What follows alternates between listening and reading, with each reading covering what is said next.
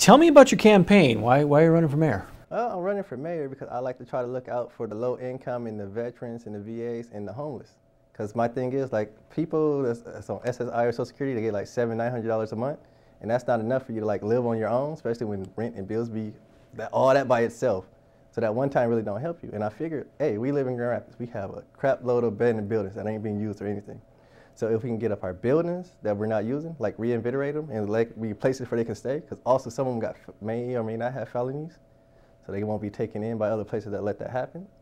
So if we can open up our buildings, you know, that'll create some more work, and when we can let them stay there, so they can have a roof above their heads and be able to stay somewhere and call it home. And so if we're technically already giving them the money, it comes right back to the system, so we get it right back for giving them a place to stay.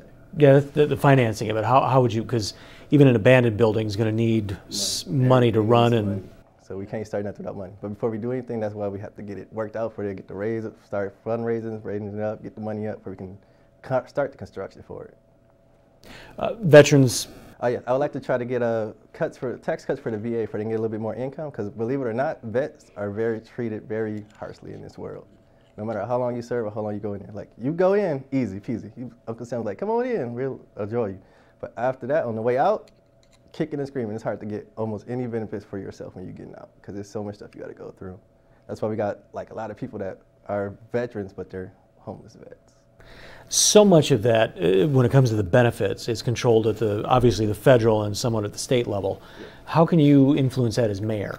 We really can't influence that much, but we can try to bring it up to the opening. More speaking about it and try to get it where we can try to help out our vets that came back and ain't got nowhere else to go. So it kind of goes in hand with the homeless thing, because most of our vets that are homeless, we try to help give them a place to stay along with everybody else. So you're talking about more of a bully pulpit for veterans as mayor? I'm feeling for the veterans, man, I'm telling you. And because of all of this, everything in this life has to do with money. So it's all just thought and theory, but there's no actual nothing for it until we actually come out to how much it would cost to get a building, building up the building, make it livable for somebody to stay in, and then the people to come into the building. Say you get things taken care of for the vets. You're able to influence some things, you're able to get some buildings opened up, you're able to take care of them. After all that, you get that taken care of, and what I like to call the ghost of 2008 returns. The economy goes south again. They stop building cars. People start losing their jobs. Tax income, both income tax and property tax in the city goes down again. Are you ready to lead the city through those kind of financial hardships? I would like to give it a try, yes. To me, in a way, that's kind of like the old-time Great Depression. If we combine and just come together like a community, because that worked out well for the struggling people in the community.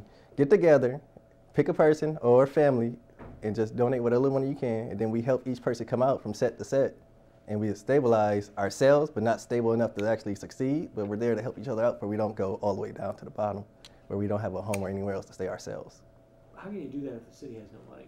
Well, that's the point. Like, city might not have no money, but like say, I got like extra $20, you got an extra $20, and our neighbors need like a little bit of money, we help them with that little bit of extra $20, and there we go, that's like $60 there, and that'll go on whatever little thing that they got, and that helps them not struggle as much. And we can just rotate and just keep twisting out whatever little bit we got. So again, it's more rallying people than actually... Nationally, yes. Everything is about rally, because you really can't do nothing without the community. Let's say we do, whether we have money or we don't, it still goes without the people. If the people aren't together, let's say we don't have money, we're all poor and broke. No matter how it goes down, you can't do nothing about being poor and broke. You can't fix it, you can't change it. All you can do is attempt for people to try to build together, because as soon as all the friendly stuff go away, people become hostile and they dislike each other, and they're not trying to help out the other person, hear what the other person's saying, and they become selfish. And selfishness ain't gonna help nothing, because we all need to help each other. So we all bond together, and then it might or may not work out, but at least we do it together. We rise and fall as Grand Rapids, because of the community, because we all Grand Rapids. That's all we worry about. But to get money, we would probably have to try to get it by doing our own little fundraisers and try to export, import more stuff that we have, but we really don't have that much to do.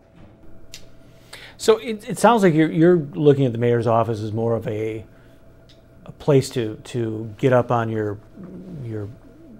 to affect change through the influence of the mayor, not necessarily through policy? Practically, yes. Because policies are all hard to get through anything. Like whatever you think about trying to do, throughout the whole system that we got to do for everything, it's hard to get anything to go by. But our whole system is based on the people. So if the people all bond together for whatever little thing it is, even in our amendment, it says if you don't like the government, you're supposed to get together and try to change it.